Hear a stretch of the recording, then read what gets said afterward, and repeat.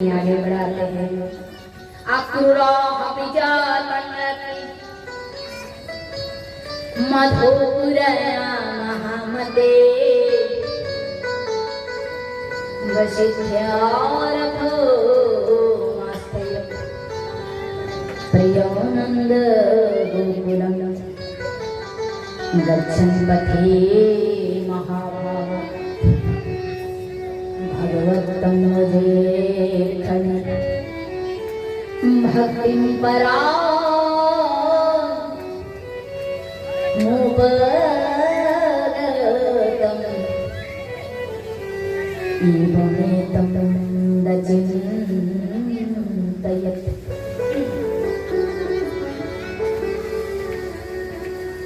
श्री सुखदेव मुनि कहते हैं, मथुरा के राजा कंस ने जब से नारद मुनि के मुख से ये शब्द सुना है कि स्वयं नंदराय के पुत्र ही श्री कृष्ण देवकी का अष्टम गर्भ है और उसी के हाथ से कृष्ण कंस की मृत्यु हो गई, तो कंस बहुत दुखी है। तो कंस के मंत्री थे चाणूर को बुलाया और बोले कृष्ण को मारने के लिए कोई योजना बनाओ। तो चाणूर ने कहा, राजा हमारे मथुरा में जो पुरातन शिव धनुष है उस शिव धनुष को हम यज्ञ करेंगे। सभी देशों से बड़े बड़े राजा महाराजा योद्धा आएंगे और उसी बहाने नंदराय जी के पुत्र कृष्ण और बलराम को बुलाकर छल से दोनों भाई को मार देंगे। ये सुनकर कंस ने कहा, ये जो हमारे राक्षस सब गए ना, अगासुर बगासुर ये सब बहुत सीधा साधा थे, कृष्ण चालाक, बहुत चालाक, ये कुछ उल्टा कर देते थे, इसलिए बेचारा ये सब मारे जाते थे और कृष्ण हर बार जीत जाते थे।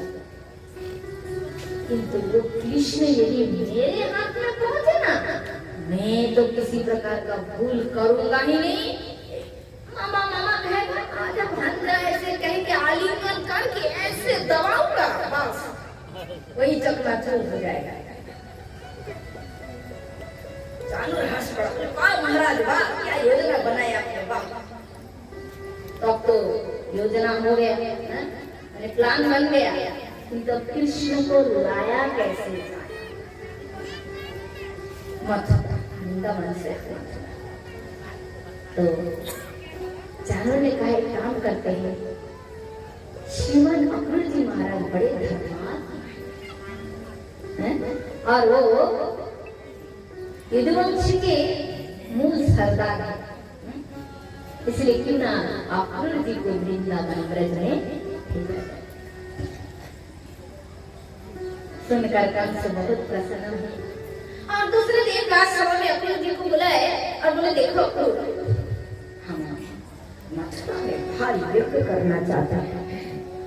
सभी देशों से बड़े बड़े राजा महाराजा भारी यज्ञ होगा, इसलिए सुना करो, तुम्हें काम करो, काल प्रभात होते ही तुम वृंदावन चले जाओ, सारे वृंदावन वासी को मेरे तरफ से निमंत्रण देना। राजा कंस ने निमंत्रण दिया, तो कहना आने के लिए हमारे मथुरा में यज्ञ आदि होगा, उत्सव करो और एक काम करना है। क्या? तो ये जो नंदराय के जो पुत्र है ना, दो पुत्र कृष्ण और बलराम, दोनों को तुम क्या करना, हम थोड़ा कम थोड़ा समय सुन बढ़ाई, दोनों भाई को क्या करना, रथ में बिठाकर आदर पूर्वक लेकर, क्योंकि हमने सुना है नंदराय के पुत्र जो कृष्ण बलराम बड़े शक्तिशाली है। कृष्ण ने 7 वर्ष की आयु में 7 को धीरज गोवर्धन को 7 दिन तक कनिष्ठ में धारण किया। बड़े बड़े ब्रज में आपत्ति विपत्ति आते रहे, एक बार अग्नि का पान कर दिया।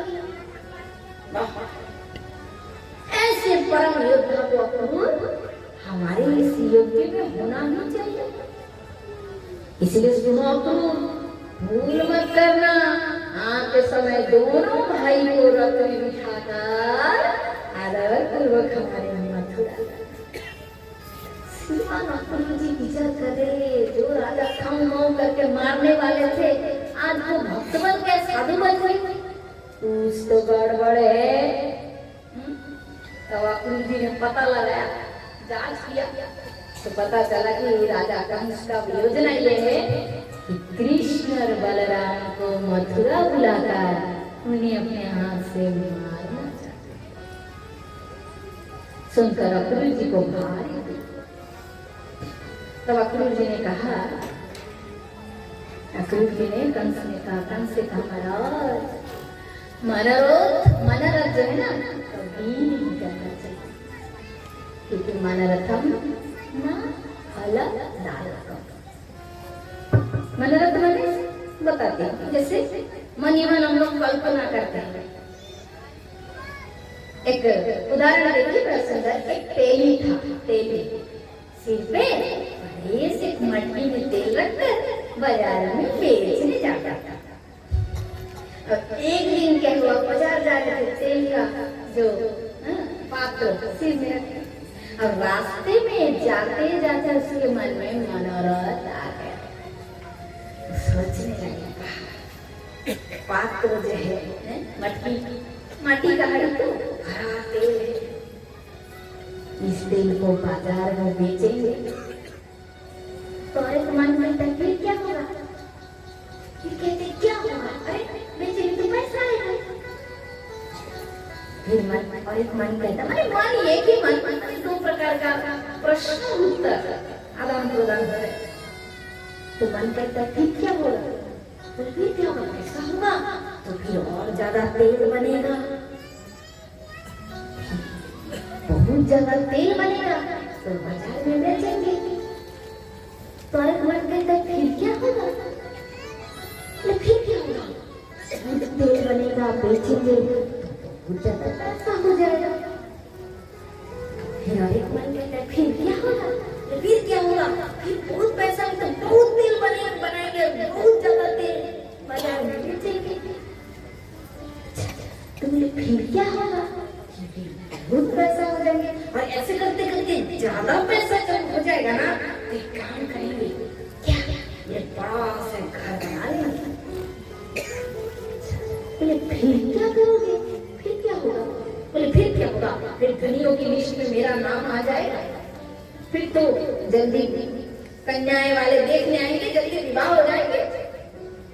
फिर एक मन करे फिर क्या होगा, तो कहेंगे फिर क्या होगा, विवाह होंगे, फिर संतान संतति होंगे, दो पुत्र होगा, बड़ा छोटा, छोटा वाला तो बहुत ही ज्यादा नटखट होगा, और कदाचित मेरे गोद में आकर कभी भी शैतानी बदमाशी करने लगा तो मैं तो एकदम नाराज हो जाऊंगा और अपने गोद से उसको सीधा धरती पे पटक दूंगा, सब मटकी को ही पटक दूंगा। बोलो राधे।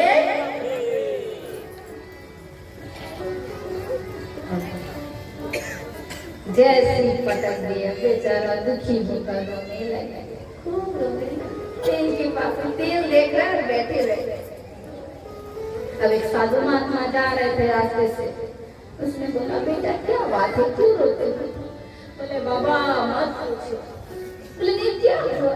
अरे बाबा तेल बेचे, पैसा हुआ, घर बना, शादी विवाह हुए, बच्चे भी हुए, और छोटा वाला पुत्र आकर लाला घर ये करके चले गए। तो इसलिए अक्रूर महाराज राजा कंस से कह रहे, राजन मनोरथम न फलदायकम, मनोरथ मत कीजिए, देखो आगे क्या होता है, होनी क्या करते हैं। श्रीमान अक्रूर जी, अब राजा का आज्ञा है, पालना तो पड़ेगा ही। दूसरा दिन बड़े से रथ पे बैठकर मथुरा से वृंदावन के प्रस्थान।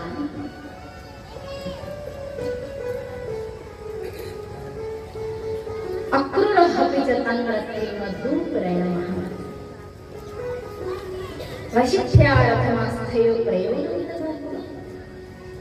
श्रीमान अक्रूर जी भगवान कृष्ण के परम भक्त थे। अक्रूर जी रात पर बैठे बैठे कृष्ण की चिंतन करते जा रहे। मेरा कितना भाग्य है, आज मैं गोविंद का दर्शन करूंगा। अक्रूर जी कह रहे हैं कि मैंने ऐसा कौन सा पुण्य कर्म किया, ऐसा कौन सा दान किया, अथवा ऐसा कौन सा यज्ञ कर दिया जिसके कारण आज मुझे श्री कृष्ण का दर्शन होने वाला है। मन से कहे, मन क्या तूने कभी कृष्ण को देखा था कि देखने में कैसा दिखता है? जब जब कृष्ण के पास तो श्री कृष्ण के चरणों में जाकर मैं लिपट जाऊंगा, उनके चरणों को मैं अपने मस्तक पर धारण करूंगा। हे श्री कृष्ण, तब क्या तुम प्रश्न होकर अपने इस कर कमल को मेरे मस्तक पर रखोगे?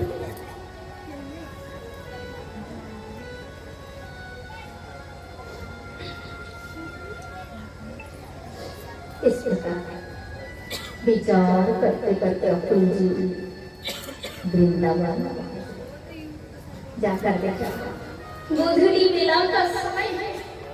श्री कृष्ण और बलराम जो गोष्ठ होते ना, गौशाला, वहां पर दोनों भाई के आए। श्री कृष्ण के अंगों पर पीतांबर, दाऊ भैया बलराम के अंगों पर नीलांबर, दोनों भाई के अंग बड़े दिव्य ज्योति निकल रहे। उस रूप का दर्शन करके अक्रूर जी प्रेम में विभोर हो गए। कृष्णा कृष्णा गोविंद कहते हुए अपने रथ से एकदम झटके कूद पड़े और दौड़ के जाकर कृष्ण के चरणों में गिर गए। इतने भाव महाराज कि एक बार कह भी नहीं पाए कि कृष्ण मैं तुम्हारा चाचा लगता हूँ, परिचय भी दे नहीं पाया। तब उनकी भाव को समझकर भगवान श्री कृष्ण दौड़ कर आए और श्रीमान अक्रूर जी को अपने हृदय से लगाया। दाऊ जी महाराज को हृदय से लगाया और श्री कृष्ण बलराम दोनों श्रीमान अक्रूर जी को लेकर महल में चले गए। श्री नंद महाराज आए। नंद महाराज ने अक्रूर जी से कुशल मंगल पूछा, करो तुम्हारे मथुरा में सब कुशल मंगल कर। बड़े आनंद की बात है कि बहुत दिन बाद तुम आए हो। सुना है कि देवकी और वसुदेव को कंस ने बहुत पीड़ा दी, कष्ट दिया, बहुत दुख हुआ सबके। क्या आप सब अच्छे से है, ठीक से है? बहुत प्रकार की बातें की। अनंत ने कहा, भाई ये बताओ क्या का सुना हमारे ब्रज वृंदावन में आने का कारण क्या है?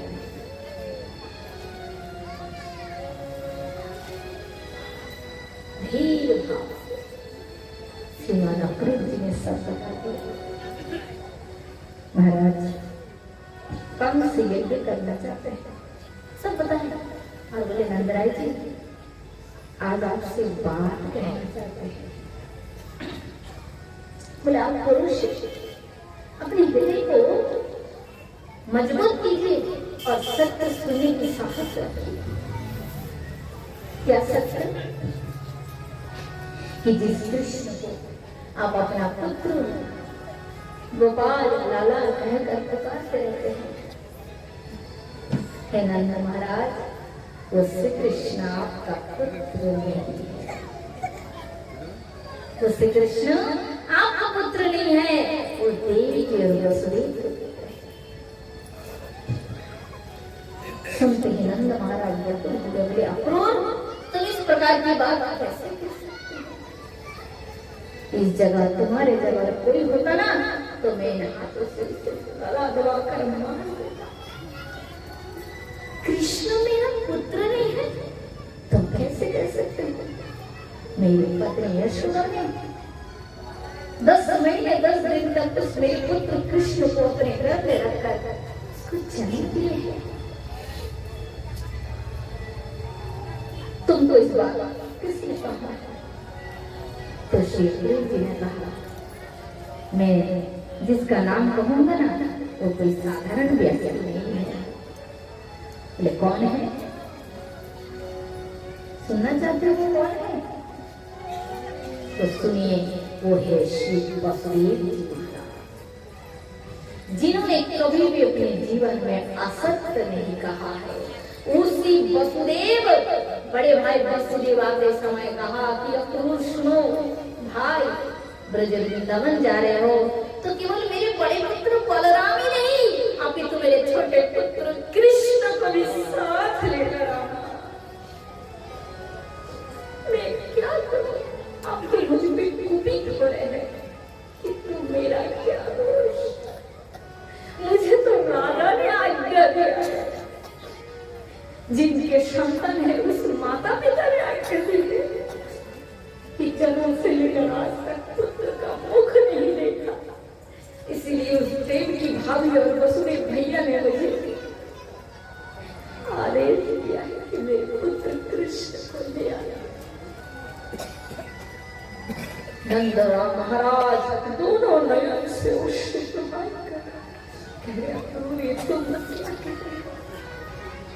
वसुदेव तो परमात्मा को झूठ नहीं बोल सकता, किंतु देवी देव यशोदा मेरी पत्नी, उसने तो किसी को जन्म दिया था ना? बोले हाँ दिए थे। यशोदा भाभी ने उसी रात को कन्या को जन्म दिया था और वही कन्या कारागार में वसुदेव जी ले गए थे और अपने पुत्र गोपाल को आपके घर छोड़कर गए। नंद महाराज ने हमारी काल्पनिक कैसी घटना में कैसे मान सकता हूँ? बताओ बताओ तो बोले उसी प्रकार मानना पड़ेगा जिस प्रकार की देव की भाभी के सप्तम वर्ग हो शेषनाग बलराम देव की भाभी के गर्भ से रोहिणी भाभी के गर्भ में आ गए थे। कहा देव की कारागार में और कहा गोकुल में वसुदेव जी की दूसरी पत्नी रोहिणी देवी थी। केवल बलराम की रक्षा के लिए देवकी के गर्भ से उस शिशु को रोहिणी के गर्भ में स्थापित किया गया।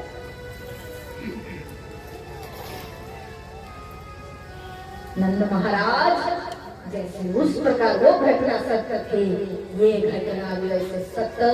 कैसे एक दिव्य शक्ति के प्रभाव से बड़े भैया वसुदेव जी के हाथ के बढ़िया टूट गए, कारागार के दरवाजे खुल गए और सारे सैनिक घोर निद्रा में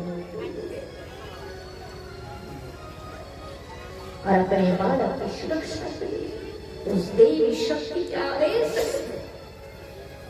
बड़े भैया वसुदेव अपने पुत्र को आपकी घर छोड़कर चले।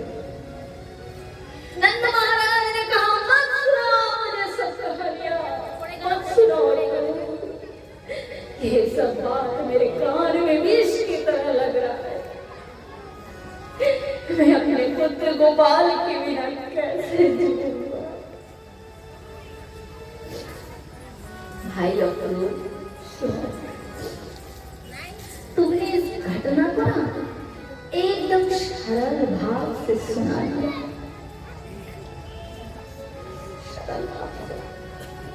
किंतु भाई अक्रूर इस बात को भोली यशोदा से मत कहना, उसको सुनते ही प्राण त्याग कर देंगे। कहकर नंद बाबा वहां से चले। किंतु लाज छिपाने से क्या ये छिपता है? कैसे कैसे पूरे ब्रज में बात फैल गई। अक्रूर नामक व्यक्ति आए, वो हमारे कृष्ण को कल मथुरा लेकर चले जाएंगे। रात भर ब्रजवासी के घर भोजन नहीं बना, किसी की चुल्ली में आग नहीं जले। रात भर गोपियां जागती रही कि कल प्रभात को हमारे जीवन में कितने बड़े अशुभ है, हमारे प्राण तब श्री कृष्ण तब सदा के लिए छोड़कर चले जाएंगे। सब गोपियां रोने लगी। माँ यशोदा व्याकुल हो गई, मेरे कृष्ण को कैसे ले जाए। उन्होंने कहा मैं तो छोड़ूंगी अपने गोपाल को जाने नहीं। क्यों? हाँ, अक्रूर उसके चाचा लगते हैं, ठीक है। माँ बाप अपने बच्चे को भी कहीं कहीं घूमने के लिए भेजते हैं, किंतु उस अपराधी कंस के हाथ में मैं कैसे भेजूं? जिस कंस ने एक दिन भी मेरे पुत्र कृष्ण को शांति से ब्रज में जीने नहीं दिए, एक से असुर राक्षस को भेजते गए। मां यशोदा बोली वे गोपाल को जाने। गोपाल ने सोचा कि यदि माँ रोक देंगे तो मेरी आगे की लीला कैसे होंगे। तो गोपाल ने कहा मैया सबके पुत्र जाएंगे, यज्ञ होगा, उत्सव होंगे। मैया क्या मेरा मन नहीं होता है कि मैं भी जाऊं नगर का उत्सव देखूं। तब मैया विचार की कि पुत्र के सुख में बाधा देना मेरे लिए ठीक नहीं होगा। मां यशोदा चुप हो गई। रात बीत गई, सवेरा हो गया। नंद महाराज कंस की आज्ञा से दूध दही चना माखन ये सब बैलगाड़ी पर चढ़ा कर चल पड़े मथुरा की ओर। श्रीमान अक्रूर जी की आज्ञा से कृष्ण बलराम स्नान करके नहा धो के सुंदर तैयार। और जैसे नंद महाराज के घर के मुख्य द्वार को गेट को खोला गया तो देखा गया कि हजार हजार गोपी द्वार पे खड़े हैं।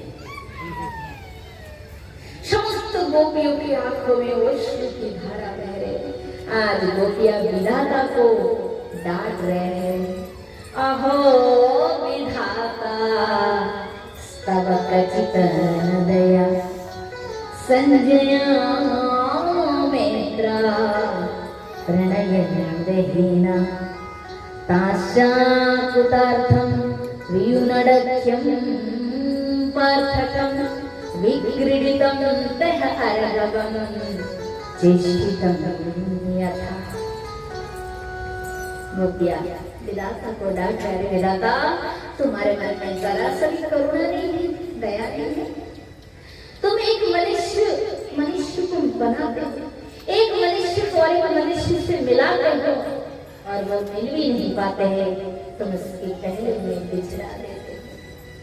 विधाता तुमने मनुष्य को खिलौना समझा, हमारे प्रिय प्राण धन श्री कृष्ण को हम जीवन के देख भी नहीं पाए, उनकी सेवा भी कर नहीं पाए। इसके पहले तुम हमारे कृष्ण को हमसे छीन कर ले जा रहे हो। विधाता तुम्हारा हृदय निष्ठुर है। एक गोपी तो नाराज होकर बैठ गई, मैं कृष्ण से बात ही नहीं करूंगी, कैसे हमें छोड़कर चले जा रहे हैं अचानक।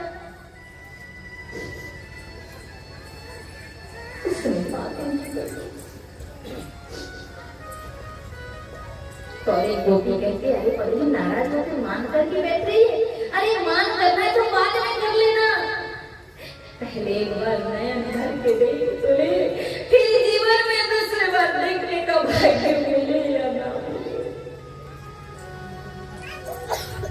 और एक गोपी माने बहुत दल ना, गोपियों के हजार दल सब पहुंचे। एक इतनी दुख सांस ससुर जेठ सब गुरुजन खड़े थे, इतने दर्द कृष्ण चले जाएंगे दुख में। वो गोपी क्या है, उन सखियों को पीछे करके वो रथ के सामने जाकर सोने के लिए, मैंने लेट जाने के लिए गए।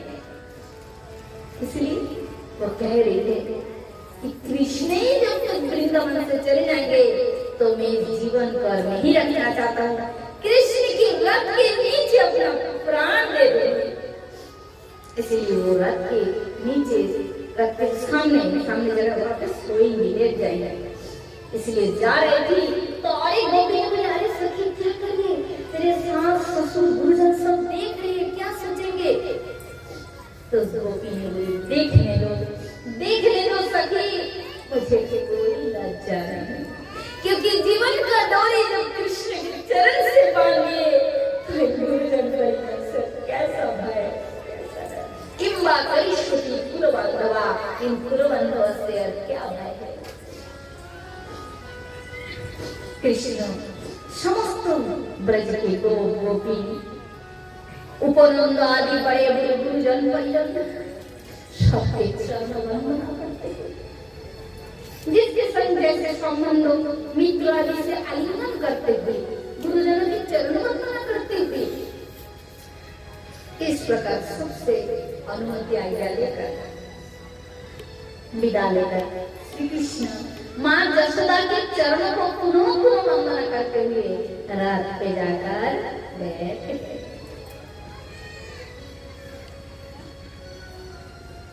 तो कैसे बैठ गए और रथ छोड़ दी, उनकी बैठने सारथी रथ छोड़ दी। जैसे ही रथ छोड़ दिए तो माँ जसोदा अपने गोपाल को रथ में बैठकर जाते हुए देखकर उसी जगह चेतना शून्य होकर गिर पड़े। अपने गोपाल को विदा करने की शक्ति माँ जसोदा में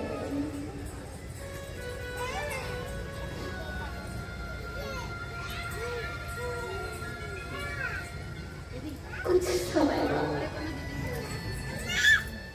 माँ जसोदा की चैतन्य वापस आ गई। माँ को चेतना आई। माँ जसोदा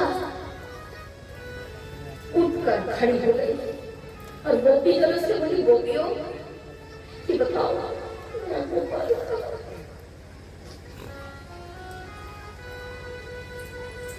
मेरा गोपाल कहाँ है? तो गोपियां कहते हैं, नंदर आने आपके गोपाल को तो ले गए, अक्रूर जी चले गए, गोपाल तो चले गए। जैसे ही गोपियों ने बोली कि आपके गोपाल चले गए, वही माँ जसोदा वृद्धावस्था में धीरे धीरे माँ जसोदा उस रथ के पीछे भागने लगी, दौड़ने लगी। अरे अक्रूर, भाई अक्रूर, रुक जाओ, जरा रथ को रोक दो, एक बार अंतिम बार अपना गोपाल को देखना चाहती हूँ।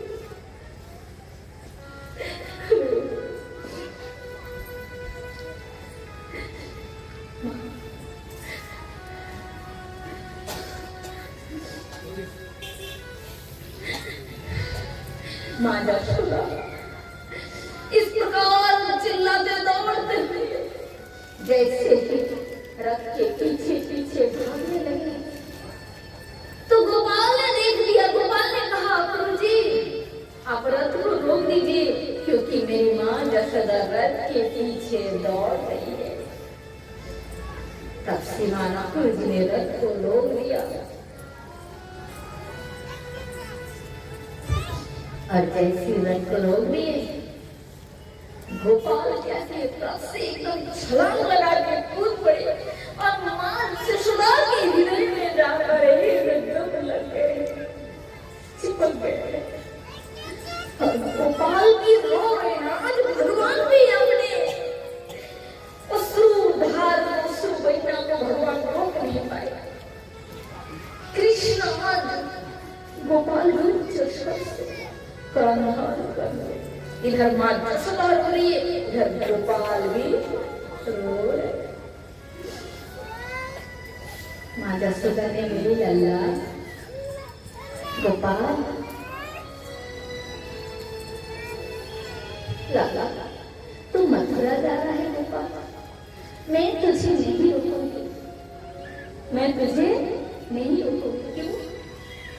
मैं कहती मेरा क्या अधिकार है, मेरा क्या अधिकार है जिस अधिकार का प्रयोग करके मैं तुझे रोकूं? गोपाल, लल्ला आज मुझे पता चली है, आज मुझे पता चली है लल्ला कि तू मेरा पुत्र नहीं है,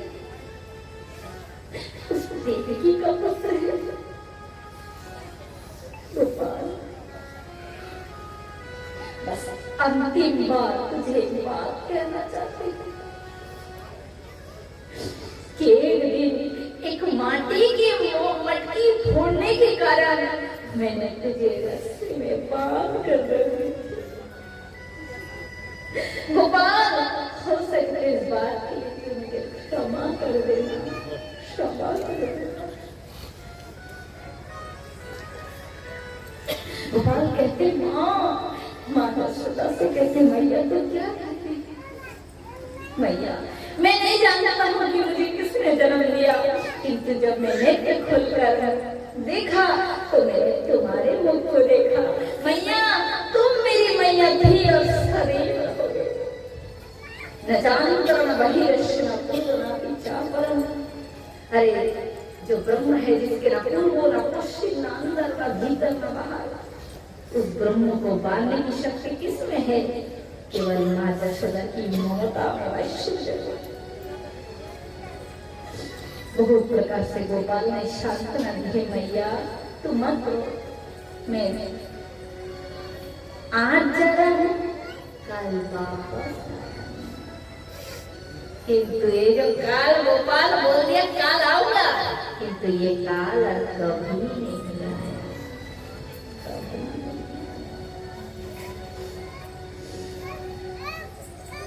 एवं ब्रुवाणे कृष्ण विषय मानसा वर्गस्त्रियं कृष्ण विषयकं मानसं रुरुदुस्मासुषारं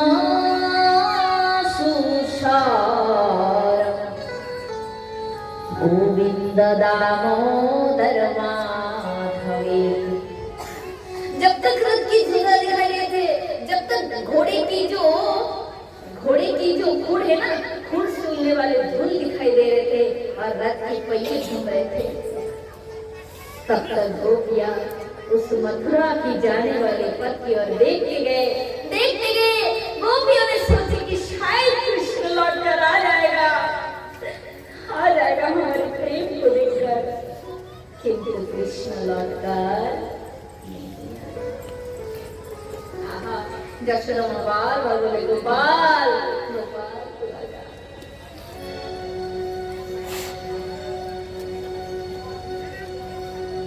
ओ वृंदावने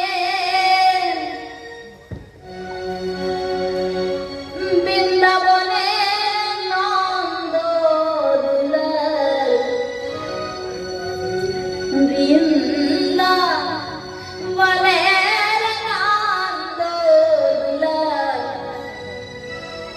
राखल राजा रे ओ रखलिया सुरे सुरे बासी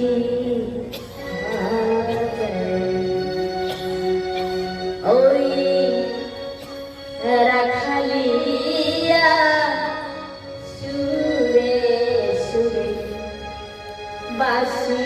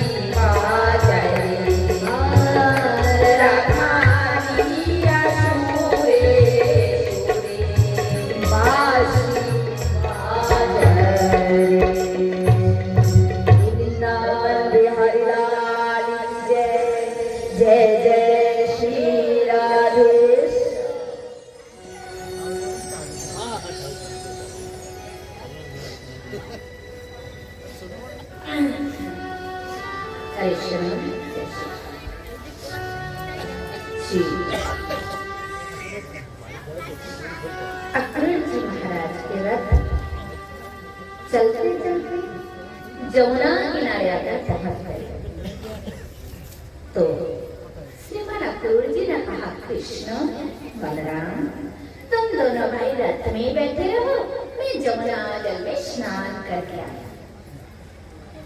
श्रीमान अक्रूर जी इस प्रकार कहते जैसे ही जमुना जल में स्नान करने गए तो क्या देखते हैं, जल के अंदर ही कृष्ण और बलराम बैठे हैं। बोले राधे। तो श्रीमान अक्रूर जी विचार करते ही कि अरे इन्हीं कृष्ण और बलराम दोनों भाई को तो मैं आगे भी रथ पे बैठा कर आया, तो ये जल के अंदर कैसे आ गए। तो फिर सोच के फिर थोड़ा सिर ऊंचा करके जल से निकाल कर देखते हैं, देखे तो दोनों भाई रथ में बैठे हैं। फिर डुबकी लगाते हैं, तो रथ में बैठे अब तो नहीं हुआ। डुबकी जैसे लगाए तो देखा तो दोनों भाई फिर से जल में हैं। और देख क्या से फिर उठाते मस्तक, देखते दोनों भाई बैठे। कन्हैया हंसती है, कहती क्या बात है चाचा जी, स्नान नहीं कर रहे हैं, बार बार क्या देख रहे हैं। अब ये बता भी नहीं पा रहे कि ये क्या लीला कर रहे हैं। श्रीमान अक्रूर जी देखते हैं कि जल के अंदर तो एक कृष्ण और एक बलराम देख रहा था, अब जल के अंदर जिधर देखते हैं उधर ही कृष्ण और बलराम। तब अक्रूर जी कहते, प्रभु ये तुम्हारी कैसी लीला है, क्या माया है कि क्या है, मुझे तो कुछ समझ नहीं आ रहा है। प्रभु मैं आपकी शरण में हूँ। जैसे ही अक्रूर महाराज ने ये कहा कि तुरंत जल के अंदर ही भगवान श्री कृष्ण शंख चक्र गदा पद्म विराट रूप में प्रकट हो गए श्री बलराम जी उनके छत्र करते हुए शेषनाग से लगाते हैं। शेष महेश गणेश वेश, चार वेद उपनिषद, षट शास्त्र, मूर्तिमान रूप धारण करके श्री कृष्ण की स्तुति गा रहे हैं, चामर बुला रहे हैं और सुंदर प्रभु की सेवा करते हैं। अपूर्व महाराज भगवान श्री कृष्ण इस प्रकार ऐश्वर्य स्वरूप का दर्शन करके हाथ का परेशान शरीर कंपन हो रहा है। अपूर्व जी महाराज भगवान श्री कृष्ण के स्वरूप का दर्शन करके उनके चरणों में साष्टांग होकर गए। यहाँ 10 अवतार की स्तुति गायन हुई। अपूर्व महाराज स्तुति नमो कारणं नताश्रय प्रलय भयचराचरं हय शिरणं नमस्तुभ्यं मधुपेटोकृते अकुबाराय विहते नमो मङ्गलधारिकं हित्युद्वार विहाराय नमः शुकरमृते नमस्ते नरसिंहाय साधुलोकभयाभय वामनाय नमस्तुभ्यं क्रान्तित्रिभुवनाय च नमो भृगुनामपते दत्तखद्रिवनच्छदे नमस्ते रघुवर्याय रावणपुत्राय च नमस्ते वासुदेवाय सर्वभूतधराय च ऋषितुष नमस्तुभ्यं प्रपन्न पाहिमां प्रभु न बुद्धाय शुद्धाय दैत्यदानो मेने लेचित्राय खत्रन्ते नमस्ते कल्की रूपे। 10 अवतार का वर्णन किए। आप फिर भगवान हंसते हंसते मुस्कुराते कराते उस रूप से अंतर्धान। श्रीमान अपूर्व जी विचार कर रहे, अरे मैं किसकी रक्षा का चिंता कर रहा था कि कहीं कंस मार ना दे। किसकी रक्षा का चिंता कर रहा था? आप इनकी रक्षा के चिंता मेरे पर नहीं, कोई भार नहीं, बल्कि हम सबकी रक्षा का भार प्रभु के चरणों में है। बोला राधे। और कोई चिंता नहीं। श्रीमान अपूर्व जी निश्चिंत होकर केवल भगवान का नाम करते हुए रथ पर विराजमान हुए और जमुना जी का पार करके मथुरा नगर में प्रवेश किया। श्री सुखदेव मुनि कहते परीक्षित, मथुरा नगर में भगवान श्री कृष्ण जैसे प्रवेश किए तो आकाश में देवता खड़े थे। आकाश में समस्त देव देवियां खड़े होकर भगवान श्री कृष्ण की स्वागत बना रहे हैं। फूलों की वर्षा, शंख ध्वनि, दुंदुभी वादन आदि दिव्य ध्वनि प्रसन्न हो रहे हैं। सुखदेव मुनि कहते परीक्षित, जैसे कृष्ण भगवान मथुरा नगर में प्रवेश किए, मथुरा वासी भी नगर को दुल्हन की तरह सजा दिए। आज हमारे तारणहार आ गए, आज हमारे तारणहार आ गए। दुल्हन की तरह सजाकर रास्ता जो सड़क होता है ना, सड़क नगर के सड़क में इतना भीड़। अब पहले जमाने में ज्यादा नियम थे। घर की बहू ऐसे सास ससुर के सामने बिना घूंघट के टन टन करके नहीं चल सकती थी। सास ससुर गुलजन है तो बहू लोग घर के अंदर से केवल झरका होता है ना, झरका से ही देख सकते हैं, ऐसे सड़क पे आके डोल नहीं सकते। क्योंकि भागवत में वर्णन है कि जब ऐसे सब नगर के लोग सदस्य जब कृष्ण का दर्शन करने के लिए बुद्ध से लेकर बालक तक सब रास्ते पर सड़क पे आ गए तो कुल मधु दुखी हो गई कि हम क्या प्रभु के दर्शन से वंचित रहेंगे। तो उन लोगों ने भी अपना रास्ता निकाल दिया। कोई तो छत छत पे चढ़ गए फूलों की डलिया लेकर, और कोई झरका होता है ना, जो झरका खोल कर कृष्ण के दर्शन के लिए खड़े हैं। इतने जयकार मथुरा में कृष्ण भगवान कृष्ण कन्हैया की, तारणहार की, शंकर भगवान की ऐसी जय जयकार की।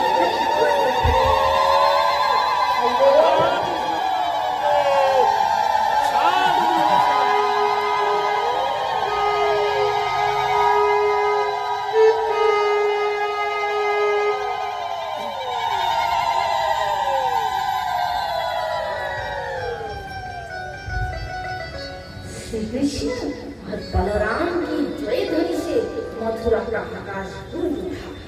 इससे साधु महात्मा के मन में उत्साह जाग उठे। जो कंस के अत्याचार से जो तापित होकर दुखी हो रहे थे, आज उसके मन में उत्साह बल आ गया। और जो दुष्ट है राक्षस, उनके मन खिन्न होने लगे, दुखी होने लगे। कृष्ण की जयकार से शत्रु दुखी हो गए और साधु महात्मा का बल बढ़ गया। अब तो महाराज भगवान श्री कृष्ण इस प्रकार मथुरा में भ्रमण कर रहे हैं, तो कृष्ण भगवान की जो सखा है ना, सखा थे बहुत सखा ने कहा, कन्हैया हमें तो ये मालूम नहीं था कि नगर में आने से हमारी इतने सम्मान होंगे, खातिरदारी होंगे। अगर पता होते ना तो हम तो नए वस्त्र पहन के आते, अपनी गैया चराने वाले पुराने बगलबंदी पहन के आ गए। कन्हैया अगर हमारा नया वस्त्र होता कितना अच्छा, कितना सम्मान करे, सब देख रहे हैं। गाल वाल बहुत सीधा साधा सरल। तो प्रभु अपने सखाओं की ये बात सुनकर कहा, तुम चिंता मत करो, हम तुम्हारे वस्त्र की व्यवस्था करते हैं। तब भगवान श्री कृष्ण क्या किए, अपने सखाओं को लेकर एक धोबी था पत्थर में, कंस की धोबी, उसी के पास से अरे मामा जी, हम गाँव के मामा सब मामा है, मामा जी 2-4 हमें वस्त्र दे दीजिए, हमें हमारी सखाओं को आवश्यक है, आज पहन के कल वापस कर देंगे। तो जो धोबी था बड़ा ही दुष्ट था, उसने कहा ये बदमाशी आ गए, वस्त्र पहनेंगे, राजा के वस्त्र है ये, सपने में भी कभी देखा है क्या? जाओ यहाँ से। डांट लगा, फिर भी प्रभु ने विनय पूर्वक कहा, मामा जी कुछ नहीं होता, 2-4 वस्त्र दे दीजिए। डांटने लगे, कृष्ण को आग दिखाने लगा, अरे नंदराय का छोरा, ज्यादा यहाँ बात मत कर, बड़बड़ मत कर, गाय रख से। और अगर यहाँ से नहीं जाएगा ना तो कम जो काम करेगा ना, करने वाला है ना, वो तो कंस की पहले मैं ही कर दूंगा, मैंने तुझे मार डालूंगा। जैसे ही धोबी ने ये बताया तो छोटा सा ग्वाला था कृष्ण का सखा, उसने कहा, कहेंगे तो ज्यादा बड़बड़ कर रहे, एक बार अपने पुतना वाली हाथ दिखा दे, आकर पुतना वालों हाथ दिखा दे कि कितनी ताकत है, शक्ति है तुझमें। यहाँ पड़े और बोले तो ठीक ही कह रहा है, ऐसा ही करना पड़ेगा। एक तमाचा लगाया धोबी के मुंह के ऊपर, बस सीधा पाताल चले। बोलो राधे। ठाकुर जी ने कहा, देखो मामा जी को अच्छे अच्छे भले भले कहा, माना नहीं, क्या करें, सीधा अंगली से घी नहीं देंगे तो तेरा करना ही पड़ता है। तब कन्हैया ने कहा, सखा एक काम करो, अब अपनी जैसी जो रंग जो जिसको अच्छा लगे ले लो, अब कोई कहने वाला नहीं, रोक टोकने वाला। सबने अपने मन पसंद रंग बिरंगे वस्त्र है धारण के सखाए, खूब आनंद हो रहे, राजा के चमकीले वस्त्र पहने। किंतु वो वस्त्र महाराज ऐसा था कि रास्ते पे चले तो सड़क को साफ करने की जरूरत नहीं, कपड़ा ही साफ करते करते चले जाए, ना पैर चरण दिखे ना हाथ दिखे। तो वाल वालों ने कहा, कन्हैया तेने कैसा वस्त्र हमें दे दी, न इसमें ना हाथ दिखे ना चरण दिखे। तो भगवान तो समझ रहे, बोले कोई बात नहीं, चलो सखाओ हम इसकी व्यवस्था भी करते हैं। तब भगवान श्री कृष्ण की मथुरा में एक भक्त था जो कि दर्जी थी। अब भागवत में देखिए दर्जी कथा था, पूरी जो कथा है सब दर्जी के पास है। और जैसे दर्जी ने देखा, दर्जी तो पहचानते कि मेरे प्रभु है, दर्जी प्रणाम किया, कहा कि प्रभु आइए, मेरा सौभाग्य खुल गया, आज आपको पधार हुआ, आइए प्रभु आइए, घर के अंदर आइए। खूब आदर पूर्वक दर्जी घर के अंदर ले लिए, बैठने के लिए आसन दिए हैं, प्रभु को जलपान कराए। फिर भगवान ने बताया कि ये बात है, हमारे मित्रों के सखाओं के वस्त्र ढीला पड़ रहा है, आप थोड़ा जैसे काट के सिला दीजिए। तब दर्जी ने कहा, अवश्य प्रभु, जिसके सखाओं की जैसे नाम थे उसी अनुसार काट के सिला के वस्त्र तैयार करता। सब धारण किए, खूब सुंदर दे, सबको आनंद हुआ। तब भगवान श्री कृष्ण ने भक्त दर्जी को अक्षय लक्ष्मी का वरदान, जब जिस भक्त की जैसे वहां से बार लेकर प्रभु गोविंद अपने सखा वृंद को लेकर चलते और जहाँ जाते हैं वही भीड़ पैर रखने की जगह नहीं। श्री कृष्ण को देखने के लिए सड़क पे खिड़की से छत से फूल फूल फूल वर्षा जय जयकार। कृष्ण जहाँ रुक जाते जनता भक्त जन भी वही रुक जाते। कृष्ण चलते ये भी चलते। इस प्रकार करते करते भगवान श्री कृष्ण अपने परम भक्त सुदामा माली के घर पहुंचे। मथुरा में एक व्यक्ति थे जो कि नाम सुदामा था, वो माली थे। फूलों की माला बना के राजा कंस को डेली पहनाते थे। ये भगवान के परम भक्त थे। कि तुम मन में भारी दुख था, करे मैंने अवश्य पूर्व जन्म में कोई पाप किया जिसके कारण मैं अपने हाथों के बनाए हुए माला उस दुष्ट कंस को पहना था। यदि मैं हाथ का बना हुआ माला कभी कभी उनके गले में पहना पाता तो मेरा जीवन धन्य हो जाता।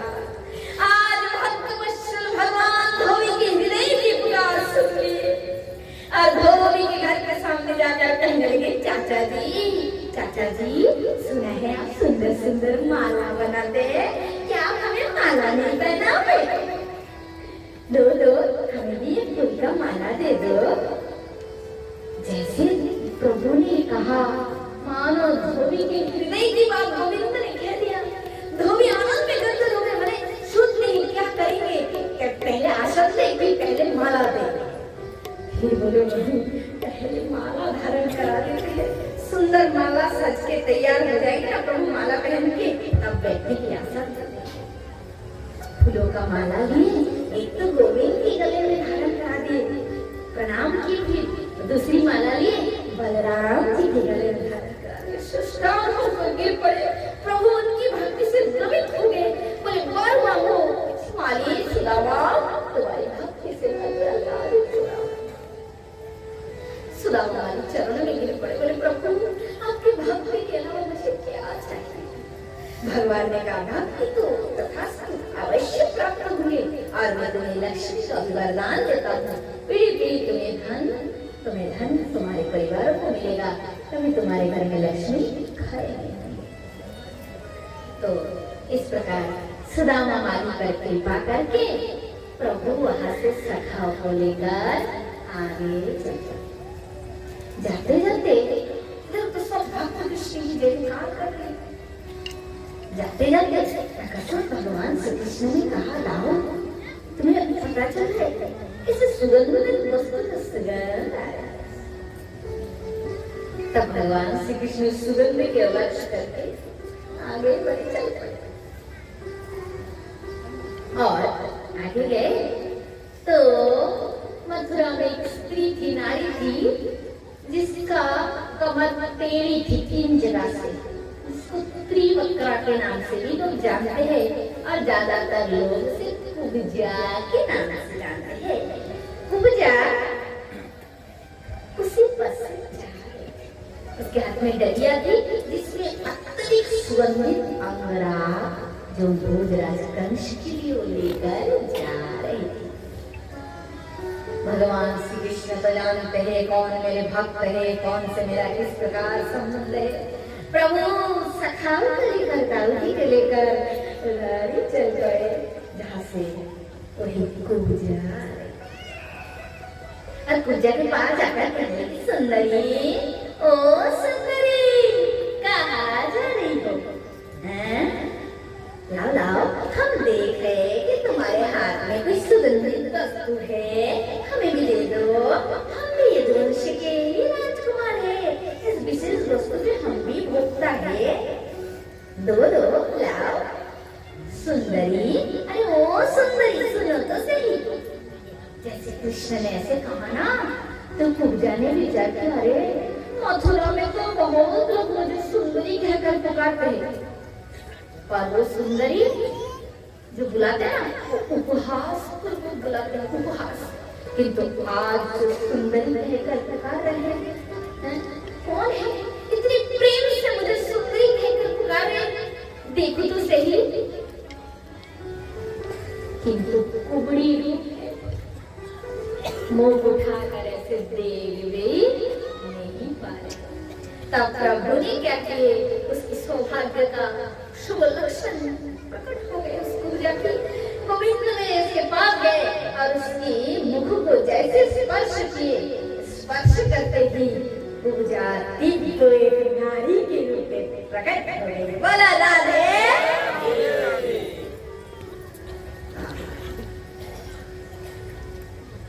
लक्ष्मी जैसे सुंदरी थी। भगवान कृष्ण ने कहा, सुंदरी, मैंने कहा था ना तुम परम सुंदरी हो, यही तो तुम हो असली में। तब प्रभु ने कहा, दो, हमें भी चंदन दे दो। तब पूजा क्या किए, उस चंदन को खाकर उसी को गोविंद की चरण में अर्पण कर दिया। क्योंकि उनकी अंग इतनी सुंदर, उस चंदन में कहाँ लगाओ, मुख में तो कदापि नहीं, अंग में नहीं, चरण ही उचित होगा। मेरे प्रभु के चरण में लेकर करते दाऊ जी के चरण में भी निवेदन की है।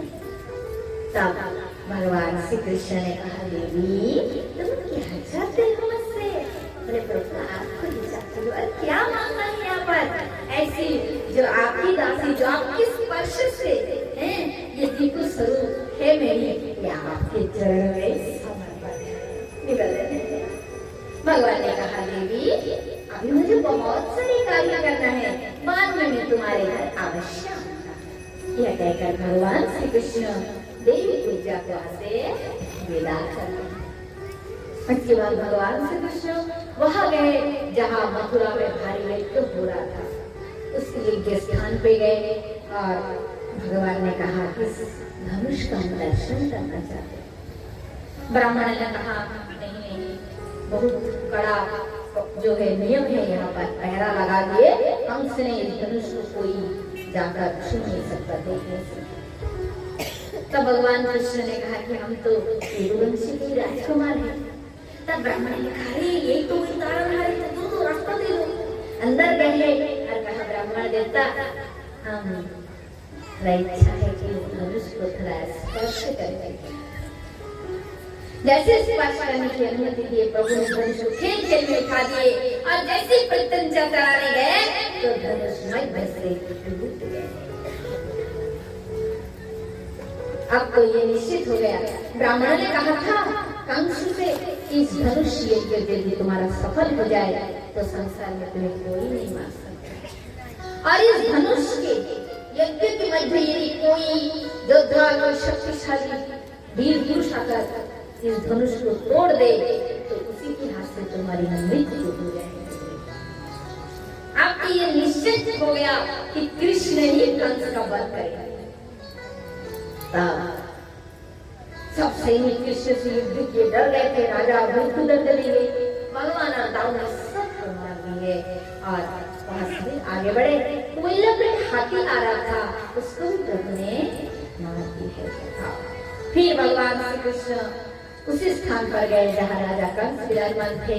जागी नहीं भावना जैसी प्रभु मूरत देखी थी तैसी। भक्तों ने भगवान देखा, वात्सल्य रस के भक्तों ने गोपाल रूप में देखा, योगियों को ब्रह्म के रूप में दर्शन हुआ और दुष्ट राजाओं को मृत्यु काल के रूप में, जम के रूप में भगवान का दर्शन हुआ। देखो, जदृश्य भाव तदृश्य लाभ। जैसे भाव होंगे वैसे ही तुमको दिखेगा। तुम्हारा भाव अगर पवित्र है तो कुत्ता के शरीर में घाव है, दुर्गंध बह रहा है, उसमें भी तुम्हें भगवान दिखाई देंगे। और तुम्हारा भाव अगर उल्टा होगा तो अच्छे मनुष्य में भी लगेगा कि इसमें तो कोई मलिनता है, दुर्गंधता है। इसलिए जदृश्य भाव तदृश्य लाभ। नामदेव जी महाराज की कथा हम लोग पहले दिन बताए थे, नामदेव जी की चर्चा, जिनके से भगवान 17 बार प्रकट कर उत्पन्न किए। वही नामदेव जी पर जंगल में क्या हुआ और सुनिए, बड़ी घटना, 2 मिनट की घटना, बड़े सुंदर लीला। नामदेव जी सर्वव्यापी हरि भगवान का अनुभव करते थे। तो एक बार क्या हुआ, जा रहे थे, यात्रा में जा रहे थे, जंगल पड़े तो दोपहर हो गया, भूख लग गए। उन्होंने सोचा यही पे ही दाल रोटी बनाते हैं, प्रसाद बना पाएंगे, फिर विश्राम करके यात्रा पे किंतु सब जगह भगवान को दर्शन करने वाले परम भक्त नामदेव क्या किए, जंगल में सूखा काट में लकड़ी उसको बढ़िया जला के ईंधन के लिए तैयार किए और आटा गूंद के रोटी बनाई और घी, थोड़ा सा घी रखे थे। बोले ये अकेला वो सब्जी रोटी बनाना मुश्किल, कुछ व्यवस्था नहीं, बस रोटी में घी लगा के और वही ठाकुर जी को अर्पण करके पाएंगे। किंतु रोटी तैयार हो गए, घी की बाटी भी रख लिए, किंतु देखा तो जल नहीं है। बोले अरे पानी पिए तो भूल गया, तो चल पास में कहीं नदी होगी जल लेकर आते। जल लेने के लिए गए, जल लेने के लिए गए, आए तो देखा तो एक कुत्ता रोटी टुकड़ा लेकर भागने लगे। रोटी टुकड़ा, कुत्ता रोटी का टुकड़ा मुंह में लेकर भागने लगे। जैसे ही भागने लगे तो नामदेव जी सब भगवान को देखते थे, घी की कटोरा लेकर भागने लगे। अरे ठाकुर जी सूखा रोटी कैसे पाओगे, नहीं घी तो लगाने दो प्रभु जी, रुक जाओ रुक जाओ।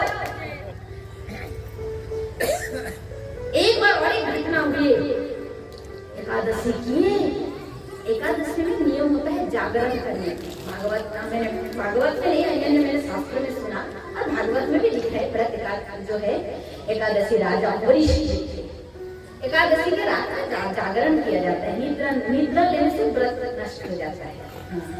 तो हम लोग जो व्रत करते हैं ना, वो व्रत भी परिपूर्ण नहीं है, क्योंकि एकादशी के व्रत, एकादशी माने 10 इंद्रिया एकम विधि एकादशी, 10 इंद्रिय पूर्ण कृष्ण स्मरण करेंगे। और एकादशी के पहले दशमी से टेंशन होता है, कल एकादशी क्या क्या खाएंगे, दूसरे दिन में चिंता नहीं, सामान क्या है क्या खाएंगे, फलाना ठिकाना, कुटू के बड़ा, कुटू के पकौड़ी, शामा का भात, फिर ये फलाना ठिकाना, फिर मूंगफली के चटनी, ये फलाना ठिकाना, बात तुम करके खाओ। तो कब मैं खड़ा रखा 3 घंटा ले लिया, हो गया अपना एकादशी हो गई ना, ऐसे करके 10 इंद्रियम एकम एकादशी।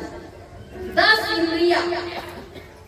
इंद्रिय समझ रहे हैं, आँख नाक कान मन के पूरा 10 इंद्रिय पूरा ब्रह्म ध्यान में संलग्न हो जाती एकादशी। एकादशी माने उस दिन खाना पीना घूमना ये सब किसी चिंता मस्तिष्क में ना रहे, केवल कृष्ण भावना रूप में मन डूबे रहे। अकेला बैठकर अगर भावना नहीं हो पाता है, मन तो बड़ा दुष्ट चंचल दुष्ट है ना, मन शैतान है, ये भागेगा। तो चल एकादशी के दिन क्या करो, दर्जन में कीर्तन में बैठ जाओ अथवा सत्संग में बैठ जाओ, तो उसी बहाने मन एकाग्र होकर भगवान में लग गया तो एकादशी हो गया। इसे कहते एकादशी। और कुटू के बड़ा हो गया तो फिर गया। रात को ही निद्रा लेना मना है, कुछ लोग पैर भर के पाए और खड़ा रखा 4 घंटा की निद्रा ले, क्या करी हुई बोला राधे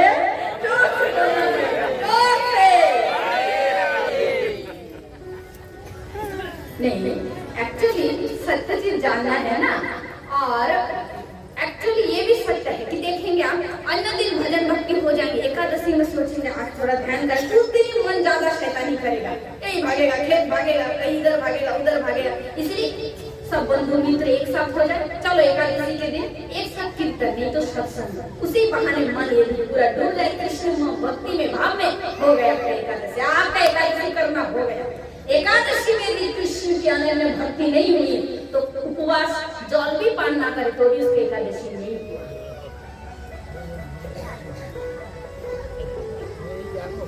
तो श्री नामदेव जी की चर्चा कर रहे थे, थोड़ा सा थोड़ी करते हैं नामदेव महाराज का। नामदेव महाराज ये घटना आपने सुना, जो घी के बाटी लेकर भाग रहे थे। और एक दिन क्यों नामदेव जी महाराज साधु थे, साधु महात्मा थे, एकादशी की रात को जागरण कर रहे थे, ढोल करताल आदि के सुंदर नाम कीर्तन हो रहा है। किंतु रात 12 बज गए, कोई जो कीर्तनिया दल थे उनको खूब प्यास लग गई। उन्होंने कहा जल चाहिए, प्यास लग गई, किंतु पास में कुआं है, चंद्रयान कुआं का नाम था, उस जगह का नाम था। तो उस कुआं के पास एक वृक्ष है, पेड़, उसी वृक्ष में और भयानक प्रेत रहता था। प्रेत। आप लोगों ने सोचा कि रात 12 बजे के बाद अंधेरी जंगल के पास हुआ कौन जाएगा पानी लेने उस वृक्ष में, तो प्रेत सब जानते हैं कौन जाए। इधर प्यास लगा, कीर्तन नहीं हो पा रहा है। ठीक, अब नामदेव जी ने कहा कोई बात नहीं, मैं जाऊंगा जल लाने। नामदेव जी पत्र ले लिए और चल पड़े कुआं के पास। जैसे पानी निकाले इतने में प्रेत प्रकट हो गया, विशाल भयानक रूप। तो रामदेव जी वही पद गाने लगे, आज मेरे आए लंब कला धरती पाओ सर्ग लो, जो जन भरी भरी हाथ। ये मेरे ठाकुर बंसी रूप में गदाधारी मुरलीधारी धनुर्बाणधारी कितने रूप में देखा, किंतु मेरे प्रभु का ऐसा रूप पहले बार देख रहा हूँ। बड़े बड़े दांत, बड़ा बड़ा बड़े बड़े हाथ, हाथ पैर है प्रभु, ये स्वरूप में भी आपको मेरा प्रणाम है। जैसे ही नामदेव ने प्रेम के अंदर भी भगवान उदास होकर में तो पास हो गया। देखते देखते नामदेव भगवान को प्रेम ने जैसे देखा, भगवान और रह नहीं पाए। मुरलीधारी साक्षात मुरलीधारी का रूप दर्शन करके कोई प्रेत तो प्रथम ही उद्धार हुए, मुक्त हुए। भगवान ने कहा नामदेव, नामदेव क्या बात है, ठाकुर जी मरे आज। मुख में खड़े मधुर मुस्कान। भगवान कह रहे नामदेव क्या बात है, तुम पशु पक्षी कुत्ते बिल्ली शुकर जड़ जड़ सब में मुझे देखते हो, देखते देखते तुम प्रेत में भी मुझे देखने लगे हो, क्या बात है। तो नामदेव जी कहते क्यों प्रभु, क्यों प्रभु ये बताइए क्या प्रेत में नहीं है क्या? नहीं है। बोले नहीं, वो तो मैं हूँ, सबके अंदर में हूँ, प्रेत के अंदर में मैं ही हूँ। क्योंकि उसके बाहर के जो सूक्ष्म शरीर पर मनुष्य प्रेत, अंतरात्मा तो प्रेत नहीं, तो उस दिव्य आत्मा के संग परमात्मा युक्त है। तो मैं हूँ। तो बोले प्रभु आप है, और यदि मैं ना देखता तो गलत, आप है मैंने देखा तो कहा गलती किया। तो भगवान ने कहा धन्य धन्य नामदेव, तुम्हारी भक्ति से मैं प्रसन्न हूँ, तुम परिपूर्ण रूप से मेरे हृदय को जीत लिया, मुझे प्राप्त है। यही नामदेव की कथा पे जब कई बार परीक्षा में पास हो गए, घर में आग लग गए, साधारण भक्त घर में आग लग गए, तो जो माने हम लोग जैसे बोलते हैं बेडरूम माने जहाँ सोने की कक्षा है और रसोई घर ही था, तो अग्नि के रूप में भगवान साक्षात देख रहे और कह रहे ठाकुर जी इस कमरे में आप साक्षात अग्नि रूप में प्रकट हुए, किंतु रसोई घर बहुत दूर, वहाँ भोजन पानी रखे हैं, कितना कष्ट होगा आपको जाने के लिए, इसलिए चिंता नहीं आपकी व्यवस्था कर देता। आटा के डब्बा, चावल के डब्बा, जो तेल के डब्बा सब रसोई घर से ला कर तो अग्नि में देने लगे। प्रभु हमारे घर अतिथि बनकर आए थे तो पाएंगे। इतनी विलक्षण भक्ति भगवान रह नहीं पाए। भगवान ने कहा भक्ति की इतनी अटल विश्वास भक्ति मेरे ऊपर स्वयं श्री कृष्ण एक माने साधारण मनुष्य का रूप धारण की, रुक्मिणी देवी एक दासी के रूप बनाए और घर जल गया था। पूरा छप्पर था ना, घर का छप्पर छाए, पूरा माटी से रुक्मिणी जी ने गोबर माटी मिलाकर इतना सुंदर लेपन किया, और भगवान श्री कृष्ण ने छप्पर छा के घर को चकाचक बना दिए, जो जैसा सामान वैसा ही था कर दिए। पड़ोसी वाला बोले नामदेव भाई इतना सुंदर छप्पर किससे छुपाए तुमने? बढ़िया सुंदर कोई है, बढ़िया छाए, और इतने सुंदर लिपि पोती किसने किए है? हमें भी बोला उसका पता, हम भी अपना घर के छप्पर छाएंगे। तो नामदेव जी कहते हैं उसके लिए प्रयास करो, पहले अपने घर में आग लगाओ और फिर सब डालो, फिर आएंगे वो मुरलीधर। तो ये साधारण भक्ति नहीं है, रियल से हृदय से नामदेव जी ने ऐसी भक्ति की, सभी में भगवान को देखते थे। इसलिए भगवान साक्षात करोड़ों बार उसके सामने प्रकट होकर दिखा दिए, वास्तव में मैं कुत्ते में, शुकर में, गधा में, सब में हूँ, तो मुझे इस प्रकार से मान तो तेरा कल्याण। तो महाराज आइए एक भजन करते हैं, इसके बाद चर्चा करेंगे।